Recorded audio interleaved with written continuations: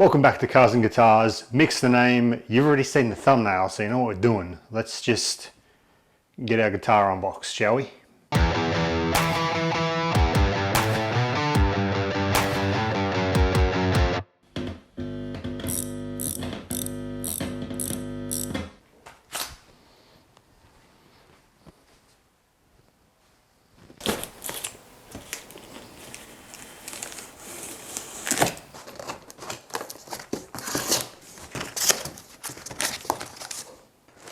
It's not necessarily easy. Wiggle stick.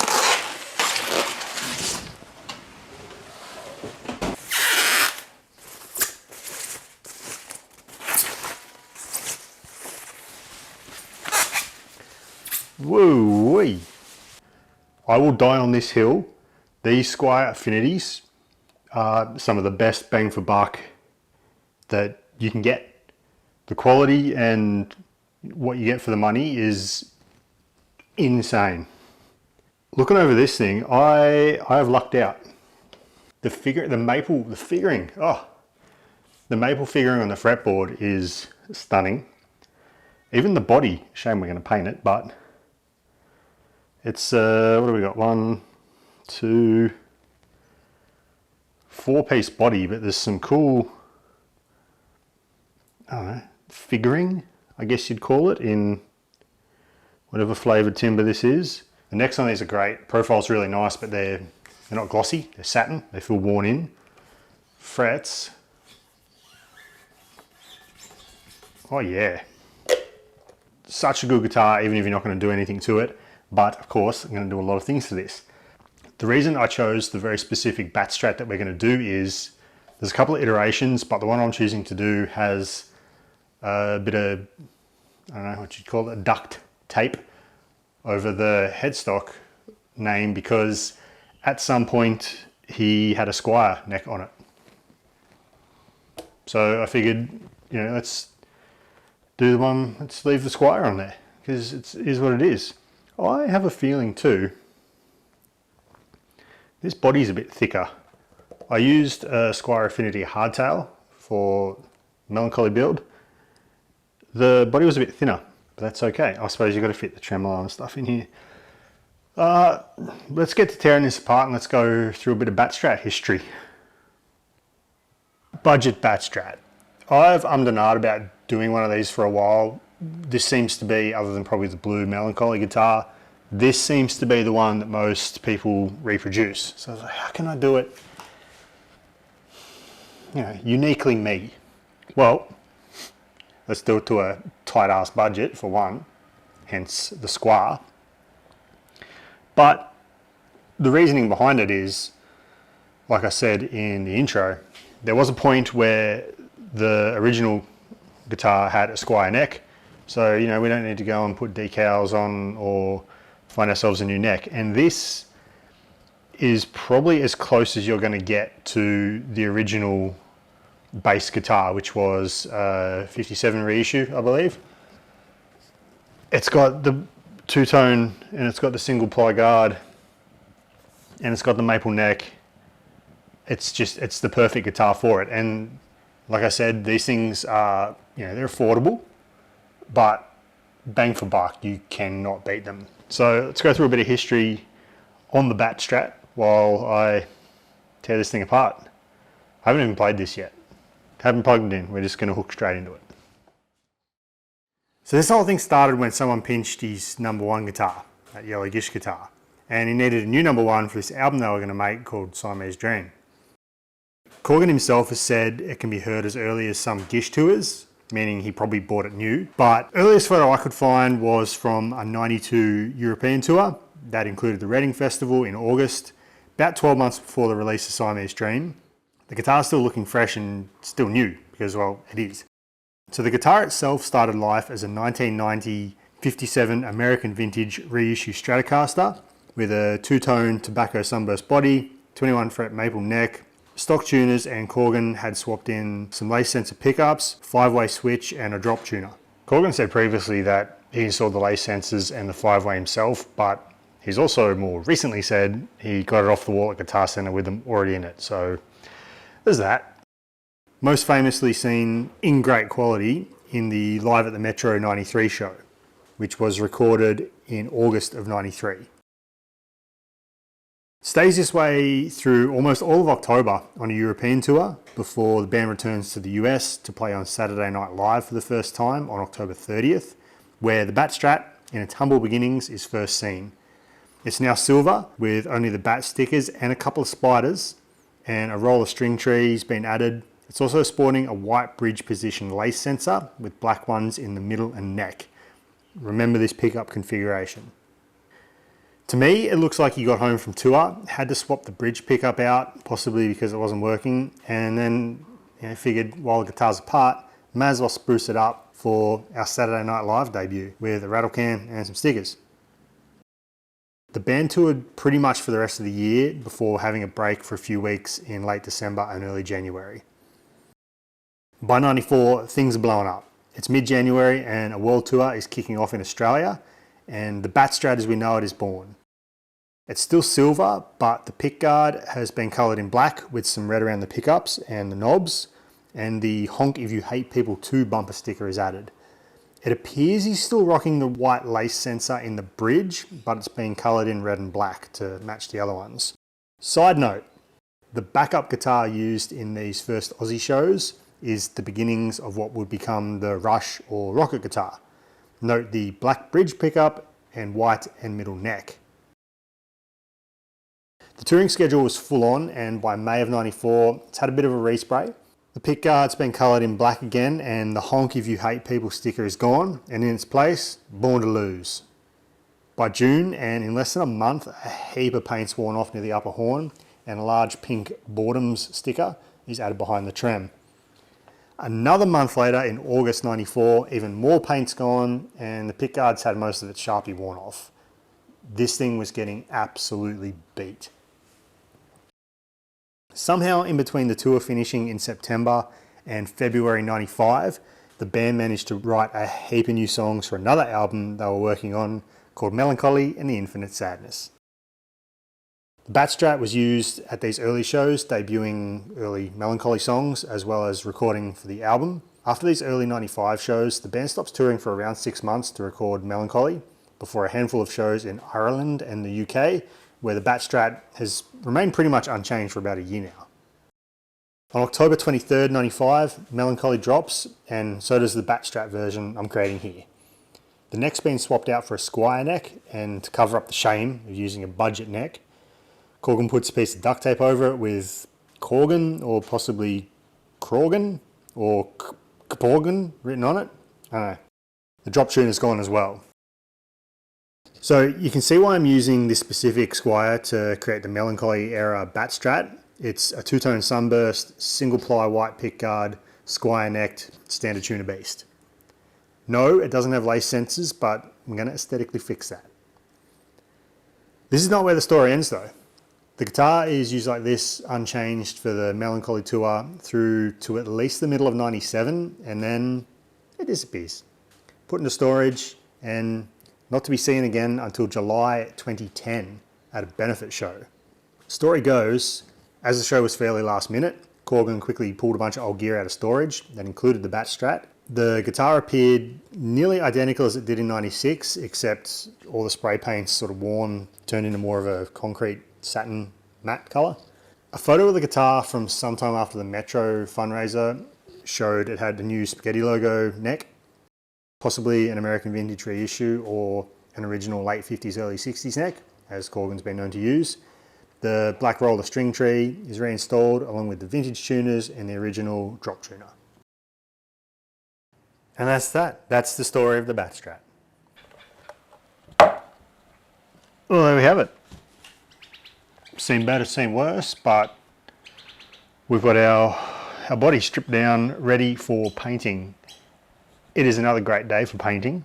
It's raining and humid. Can't remember if my other one had the triple humbucker out. I'd like to do probably like a Black Beauty Stratocaster one day with 3 humbuckers. That'd be pretty cool. Anyway, getting ahead of myself, I'm going to give this a bit of a grease and wax remove. and string it up ready for painting. I'm gonna get some cars out of here first.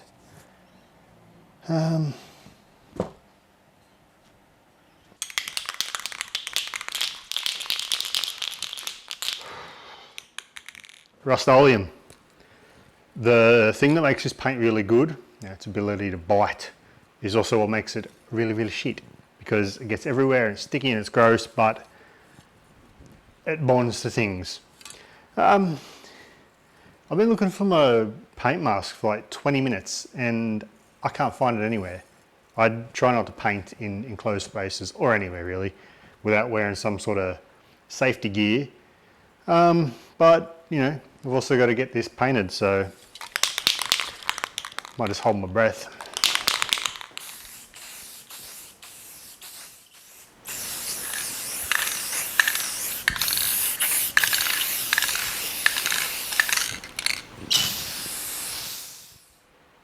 I'm woozy. Let's open this place up a bit and we'll come back when it's all cured and we're, you know, doing the fun stuff.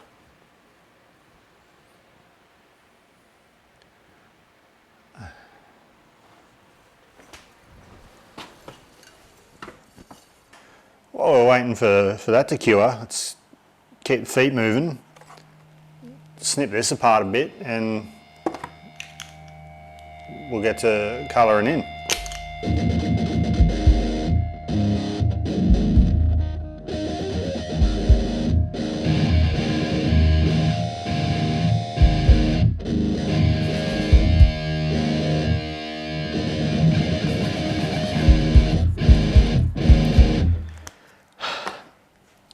Now you're sitting there and you're going, hey Mick, you've told us on more than one occasion as well that the art of relicking is subtractive, not additive, meaning you do the complete finish and then you take away. In this instance, there's no point putting anything here because we're going back to stark white. How do I know? I've gone and printed this off. This is the actual Bat Strat. I've blurred it up, used some AI to upscale on it, but this is what we're doing. You can see here very clearly, very white. So I'm not going to do any. I'm going to blend a lot. You see I've coloured in all through here. I'm going to blend, you know, so forth and such what, but this is what we're doing. I've put a bit of red in here, which you can see. I'm going to go back afterwards and we're going to, you know, build the layers, which is something I've also said on more than one occasion. I'm going to colour in these knobs a little bit and then I think we're going to get to laying out some bats. I'm going to explain what's going on here as well.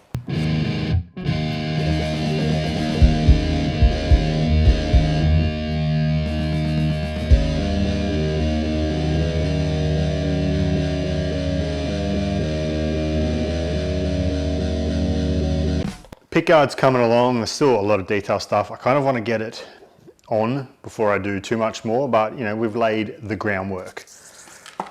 We've been powering ahead with this, but let's shift gears, you know, let's just jam it in reverse and go back to the body. I've put a pickguard and stuff on, not, you know, particularly well, but there's at least 3 screws in it. The reason I've done this is, you know, we're going to put the stickers and start taking all this paint off the body, and I want a reference point of, you know, how far to go. It also helps when you're doing this that there's something to work up to. It's also going to keep underneath the pickguard really nice, which no one's ever going to see, but you know, it's how the thing is. Speaking of, my stickers have arrived from Rock Stickers. I've used these before on my other Siamese Dream build, but I've got Born to Lose and a bunch of different size bats. I've got to try and figure out where all these go. So bear with me for a sec. How many different sizes have I got? 4? 5? There's 5 different sizes of bats here.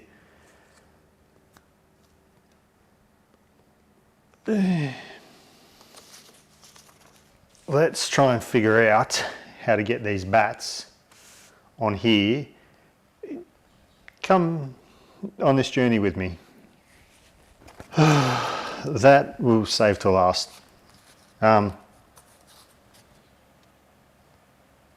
Rock stickers, if you didn't know, now you do. Let's try and figure out where all y'all go. Do I just start jamming them on? I don't know.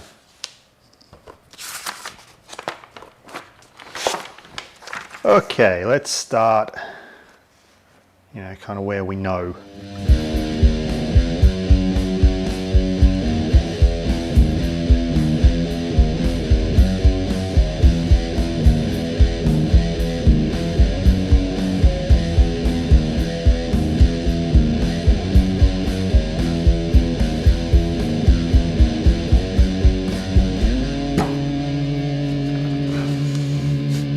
So cool. Next thing first, I think I'm gonna overspray this with maybe a bit of primer grey or just some thin down black to give it that satin dark look, so that when we pull some of these bats off or wear some down, we've got that lighter colour underneath, and then we'll get to the paint removal proper part. Yeah, I guess get the paint gun set up. I'm a genius. Decided just to use my airbrush instead, and I'm just going to shoot some etch primer over it. The etch primer is a satin grey, but it's a bit darker, so it should be a good contrast against the silver. My genius surprises even me sometimes. Wouldn't read about it, but I've gone and changed my mind again. I've ended up just going with a tinted primer instead of the etch primer. What I'm going to do is make sure that I concentrate most of this paint around where the ones that are actually going to come off. Not so much probably on these ones, but we just want to try and emphasize the difference between the light and dark.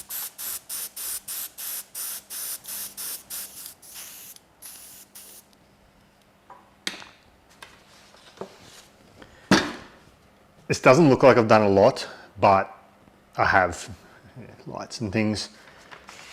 What I'm going to do next is, I think we're going to start the paint removal process. I was only thinking this morning, I haven't seen a picture of the back of it.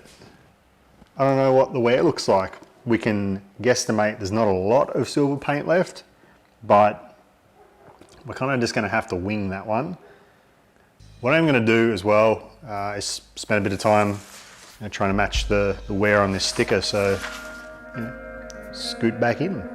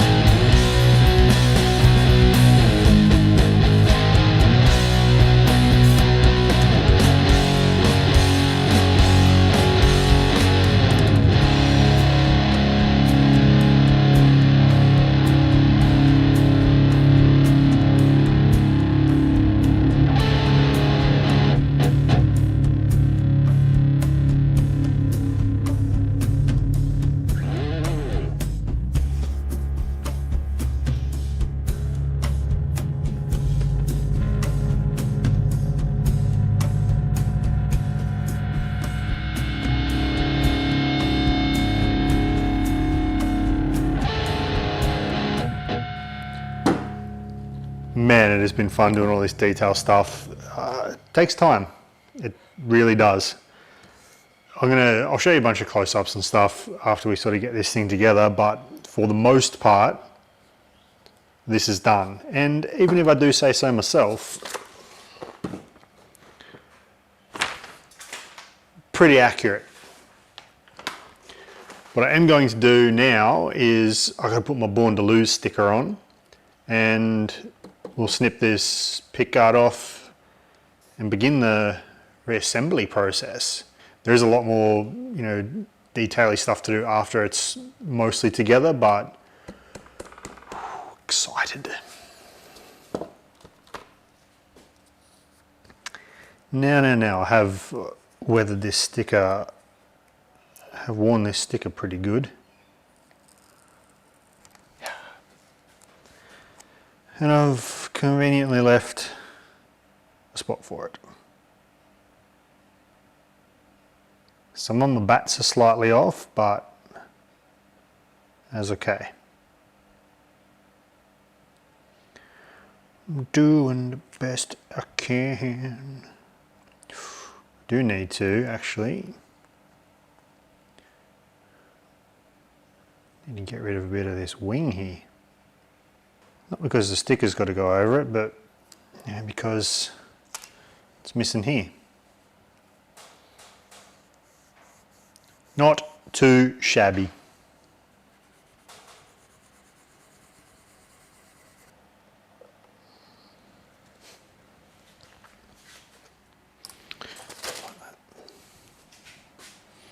You can see why I put the pickguard on, the aging, and it's all in the details. Sticking with the budgetness of this build, not putting lace sensors in it.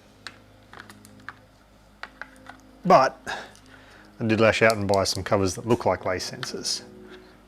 Pole pieces are adjustable too, so you can just push them down and boop. Instant lace sensors.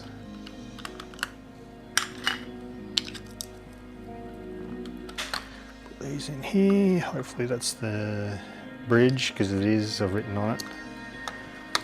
It's very unlike me. Okay. Oh, they all fell out. Great.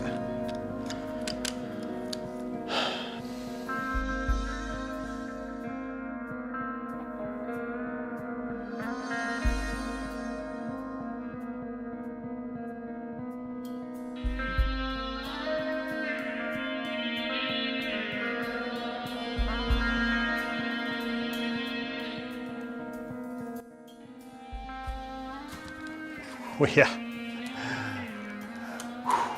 this thing's coming along sweet. There's one last little thing to do, and that's duct tape up our Squire logo and put some strings on, obviously, and then we'll find some melancholy tunes to play, I guess. Melancholy Siamese era, melancholy Siamese. Just let's go.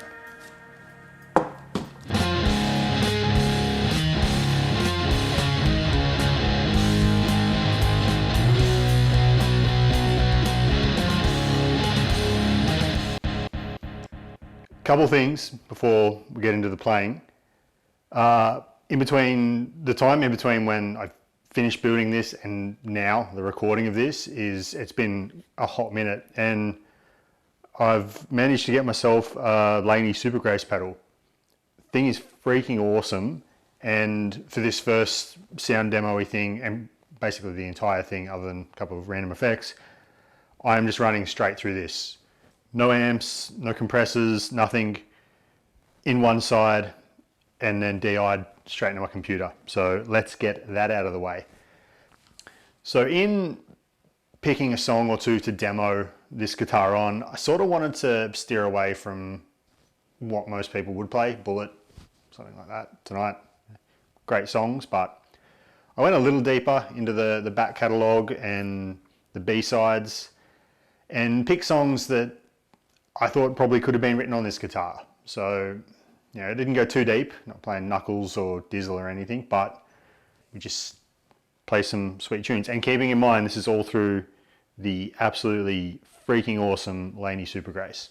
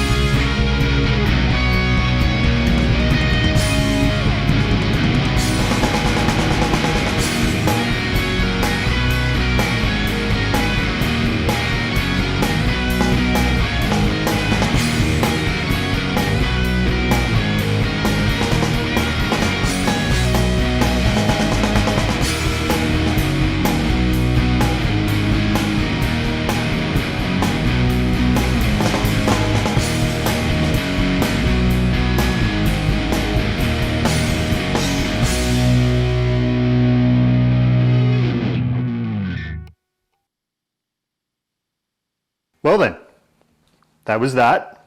Let's slow it down a little.